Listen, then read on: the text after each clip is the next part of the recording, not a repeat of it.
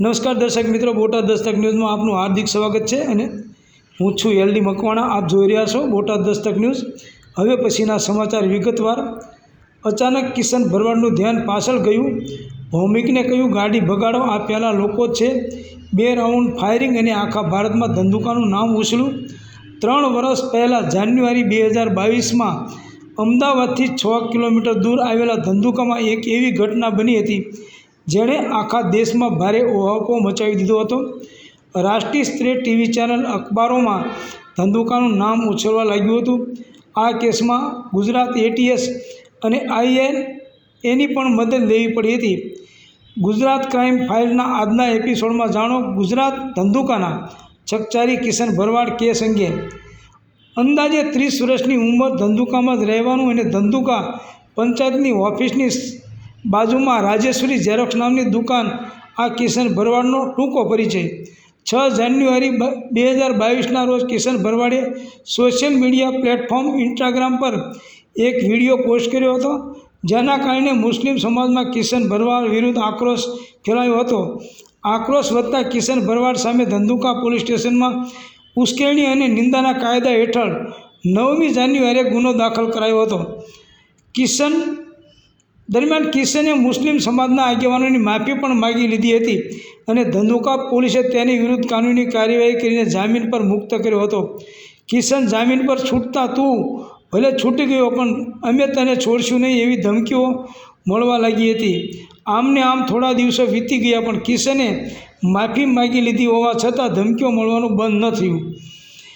આ દિવસે કિશને પોતાના પિતરાઈ ભૌમિકને ફોન કર્યો હતો અને મોઢવાડામાં રહેતા ઉકા દાદાને ત્યાં જવાની વાત કરી હતી। ભૌમિકે તેની સ્પ્લેન્ડર બાઇક લઈ આવશે અને બંને સાથે મોઢવાડા જશે તેવું નક્કી થયું।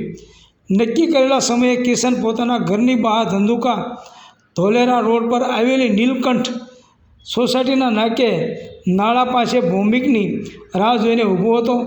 સાંજે 5:30 વાગ્યાની આસપાસ બંને ભાઈઓ બાઇક લઈને college road, market yard, Dharamnagar Bhavani મંદિરથી સુંદર કુવા થઈને આગળ મોઢવાડા તરફ જઈ રહ્યા હતા।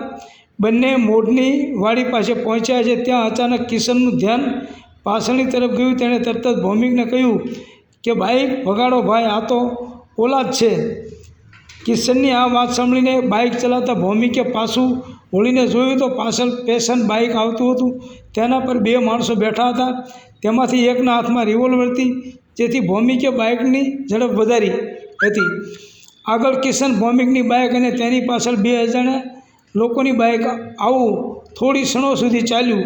પાછળ આવી રહેલા પેશન પર બેઠેલી એક વ્યક્તિએ જોરથી કહ્યું કે કિશનની આજે તને છોડવાનો નથી। આટલું કહેતા જ પેશનના ચાલકે ઝડપ વધારી અને તે કિશન ભૌમિકની બાઇકની નજીક પહોંચી ગયા। જેવા નજીક પહોંચ્યા કે પેશનમાં પાછળ બેઠેલી વ્યક્તિએ પોતાની પાસે રહેલી રિવોલ્વરમાંથી સાઈડમાંથી જ ફાયરિંગ કરી દીધું।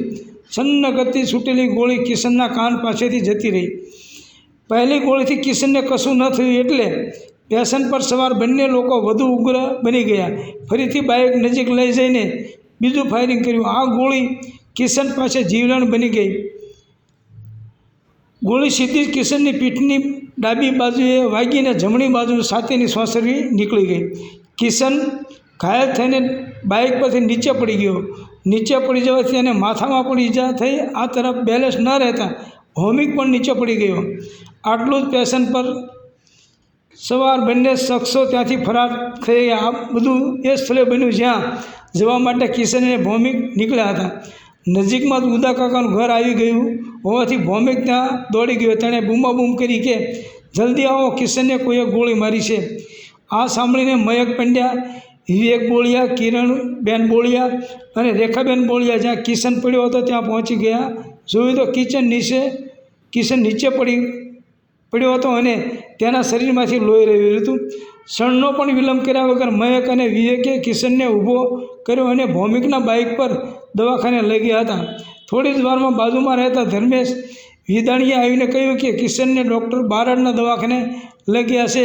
જેના પછી ભૌમિક અને ધર્મેશ બંને જણા ત્યાં પહોંચી ગયા હતા। જોકે તે વખતે કિશનને ત્યાંથી ધંધુકાની આરએમએસ હોસ્પિટલ લઈ જવાયો હોવાનું જાણવા મળ્યું હતું, એટલે ભૌમિક અને ધર્મેશ આરએમએસ હોસ્પિટલ પહોંચી ગયા હતા.